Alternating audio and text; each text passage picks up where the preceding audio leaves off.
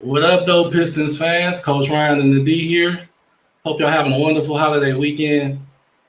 I know the Pistons Nation, we kind of been in an uproar over the past few days with the Sekou trade. And I just kind of, wanted to break down some reasons why I felt like the Pistons gave up on him. Maybe a little bit too soon, but reasons why they gave up on him. And I know a lot of people, when we first drafted Sekou in 19, he was supposed to be a top 10 pick. So, when he fell to us at 15, we feel like we was getting a gem. A lot of people comparing him to Pascal Siakam. He had Giannis comparisons. I even heard Kevin Durant on occasion. I've heard a lot of people had high hopes for this guy. And, when he gets to the team, a lot of people felt like Casey, didn't support him correctly or didn't play him as much as he should have, because he'll have what it seemed like a good game, and then the next game he wouldn't really play like that, that many minutes, if at all. But there's reasons for everything. And so let's just try to take a deeper dive into where this situation might have went wrong. Let's see here. Give me 1 second. I'm trying to share the screen. So when we look at his numbers from 19, he played almost 20 minutes a game, shot 39% from the field, about 28.5% from three. And stats across the board, that's 6.4 points a game. Now you go that after a full year in the league, 38 games, only over 38 games. After a full year in the league now, a lot of people say he didn't get an opportunity. Now, yeah, his minutes went down, 4.5 minutes almost, but the guy played in 56 games. That's more games than Jeremy Grant played last year. And his field goal percentage went down, 3-point percentage went down. And this could have been a big reason why his minutes went down as well. When you couple the fact that, 5.1 points a game, yes, this guy's 20 years old, but when you look down the line, this guy's contract, he makes $3.6 million this year. $3.6 million. He makes more money than 10 other Pistons on the team at this rate. And then you see he has a team option next year for $5.5 million. So is this the production of a player that's going to make $5.5 million? It's not even the production of a player. We have 10 other guys that produce more than this guy that makes less money than him. So you got to look at that as well. This is a team option. We don't have to pick this up. And so that's probably what made him attractive to Brooklyn, because, they're trying to clear that salary cap. They got this guy. He's essentially on an expiring contract, essentially. But, going into his stats a little bit deeper. I didn't want to be here. Let me see. Let's look at his some of his advanced stats. Like, people say he didn't get opportunities. His usage rate, 17.6%. 17.6%. That's pretty much on par with the four rookies we had last year: Lee, Hayes, Stewart, and Bay. 17 point. Everybody is right in there, but his player impact, terrible. For y'all don't know what PI is, it's the player impact estimate, which measures a player's overall statistical contribution against the total statistics in the game they play in. It kind of comparable to the player efficiency rating, but it's just a little more simpler. And as you can see, the formula right here, it pretty much adds and subtracts all your stats and divide those against the game stats, and that's the percentage you get. Now, Sekou has a PI of 4.5 with a usage rate of 17.6. You take a guy like Saban Lee, usage rate 17.1, 0.5% lower, has a PI of 9.6. Killian Hayes, Killian Hayes and everybody doghouse, usage rate of 18.5. He's down at a 5.3 PI, which is a lot of people, that's why they on his head as well. They want to run him out of time, but he's only played in 26 games. Give the guy a break for a minute. Isaiah Stewart, 15% usage rate with a PI of 10.8. And 15% usage rate, PI of 10.8.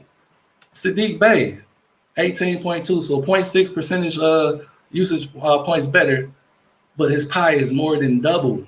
All these guys are making use of their time, and it doesn't matter how many minutes you play. This is all based off percentages. Sekou, you have to be better than that. Now let's take a look into his shooting a little bit, which is a major problem for him.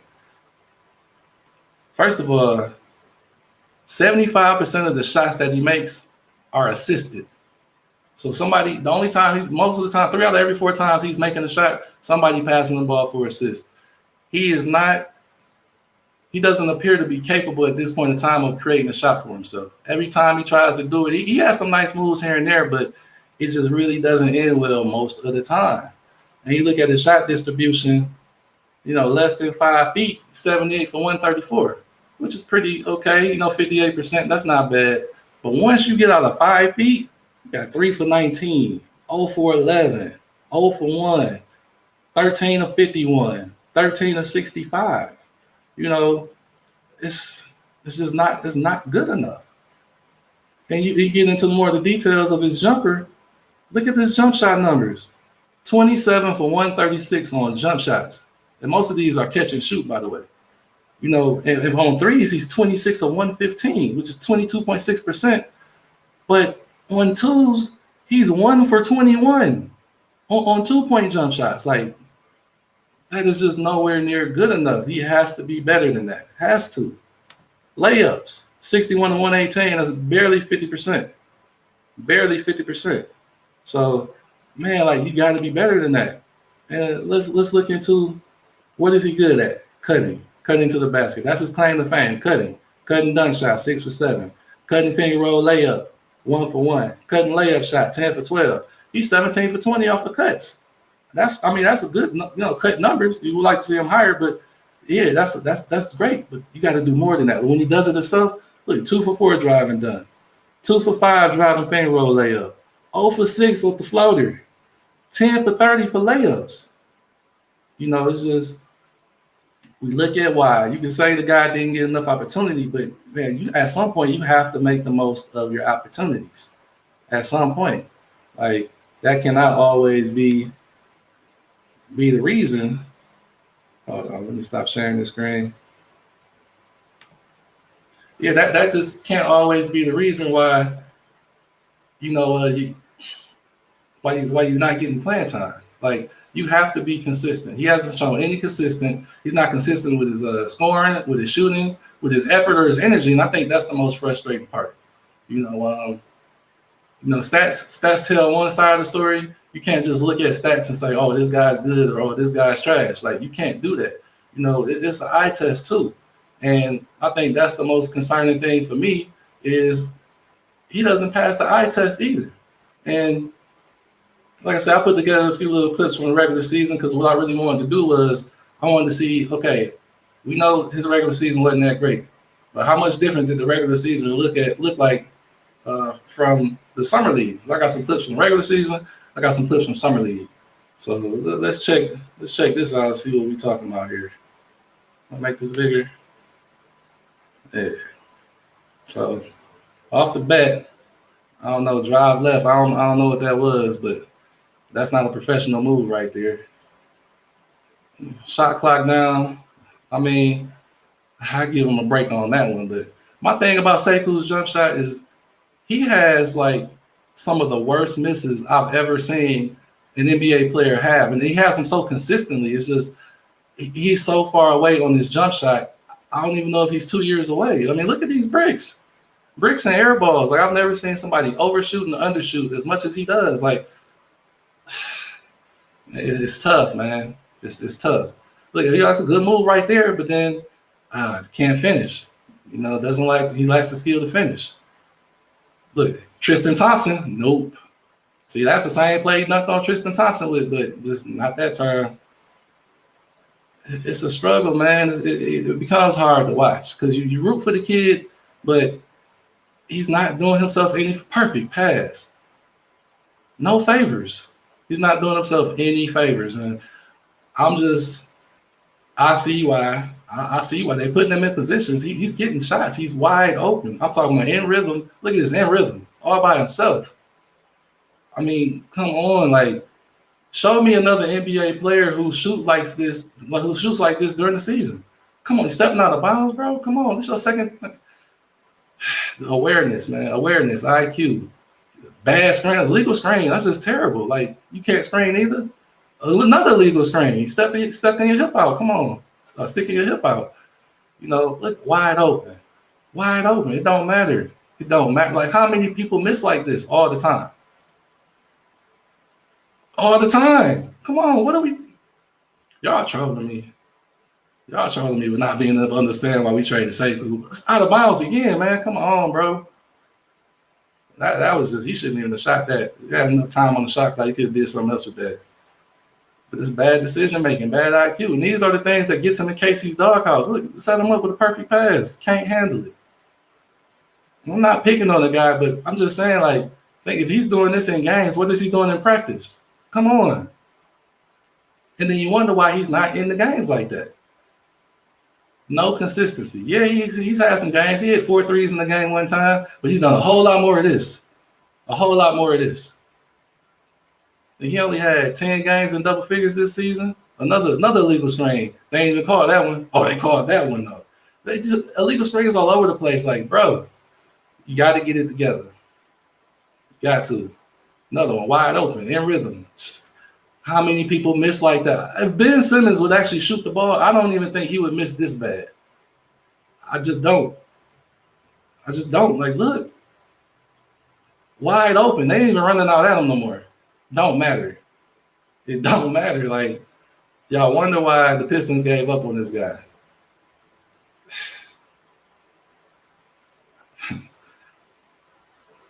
I mean, come on, y'all. Y'all playing with me. Y'all seriously playing with me. Y'all really think we should have gave this dude another $5.5 million next season too? After this upcoming season? Doing this? We wouldn't be able to trade him no more. He would be untradeable with one more year of this. And we got 4 second-round picks for that guy. Including, we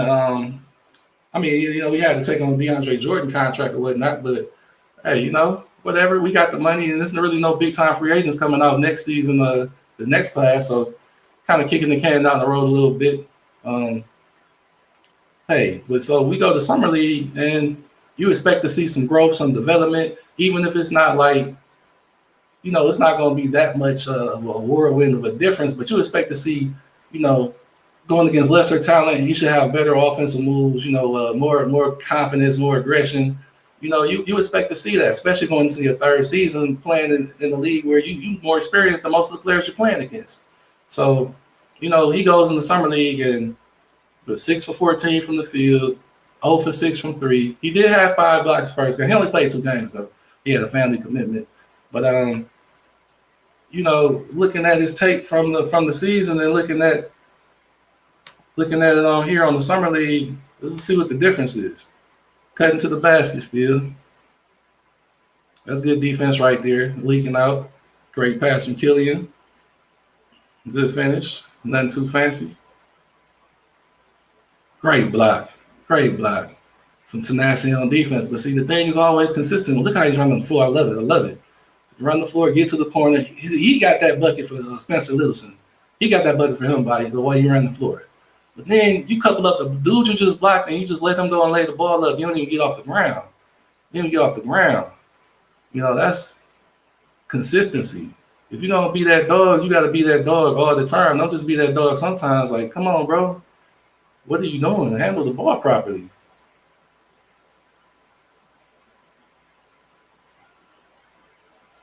Come on. See, this play right here kind of irritated me. I'll go back. This play right here kind of irritated me. Look at how hard K goes for the ball. Sekou don't even get on the floor. Sekou should have been the first one getting on the floor. You got the number 1 pick getting on the floor. You should have been had that ball, but you didn't want to. That's the effort I'm talking about. That was a decent move, but how often is that move gonna work for real? Sekou get the ball, push it up in transition, go. No, pass it to Pickett. For what? Get some confidence, some aggression, wide open. And that's not a bad miss. That's not like them other ones. You still got to hit something. Another great block. Chase down blocks, he got those. With a smaller guy on you, get your stuff beat. I know that's KJ Martin, but still, that's a good pass. But you got to be able to score a one-on-one situation with mouse on the house on the block. Here you go, cutting again. That's what he do. He cuts. This is his claim to fame. Now he got fouled. Look, wide open. Short. Just can't get it together, man. Bad defense, just bad defense right there. His claim is supposed to be on defense at this point in time. Cutting in defense. That's what he do. You cannot pay this guy this much money to just cut. That's a good move. Where has that been? How often do we get to see him do that? We never see him do that. Yeah, I'm not mad at that. I'm not mad at that. Now that probably could have been a foul, but I like the aggressive. But you follow those plays up with a lapse on defense.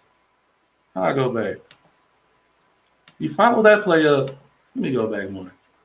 You follow that play up, baseline out of bounds. They taking the ball out of bounds, and you just let your man go back door. Like, come on. What are you? You cannot have those type of brain farts in the game. Look at this. He turned his back on his man. His man gets a wide open three. That's good defense right there. Good defense. Way to cut it off. So you're seeing a little bit of progression in defense. Running the floor again. But he just can't finish. The consistency, man, is just not there. Look at this. Dude gets the alley-oop, comes down with the ball, and then goes right back up. And Sekou is still flat-footed. How does this happen? Comes down, still flat-footed, and now you're taking the ball out. Like, these are things that Casey sees, and he doesn't like it. Oh, my battery going down. An air ball, another air ball. Now that wasn't a bad foul. I'll take it, but still. Another one. Just bricks.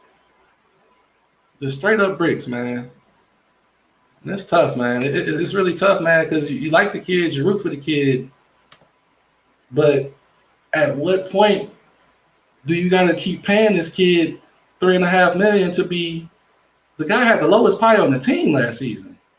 Even Rodney McGruder had a higher pie than him. Like, I just don't understand why people couldn't see this coming. Like, and there's no knock on Sekou. He might go to Brooklyn and maybe him hanging around KD, you know, picking his brain to help him out. But that shot is gonna take years, man. Like, he's not a season away or a couple months away from that shot, being knocked down like that.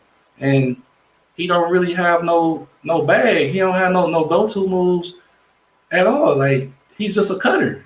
He's a cutter, and you want him to be a defender, but he has a lot of lapses on defense, a lot of times where he's not in max effort, and that's not what the Pistons do. We a max effort team, so it's kind of dug his own grave, kind of in my eyes. But Pistons fan, let me know what you think. Comment in the video, like and subscribe if you like it. If you disagree, comment. If you agree, comment. But it's kind of my reasons, what I saw for why I felt like Sekou wasn't up to par, and why we had to get him out of here before we couldn't get anything for him like we did with Stanley Johnson. So all right, Pistons fans, you guys enjoy your holiday. Peace.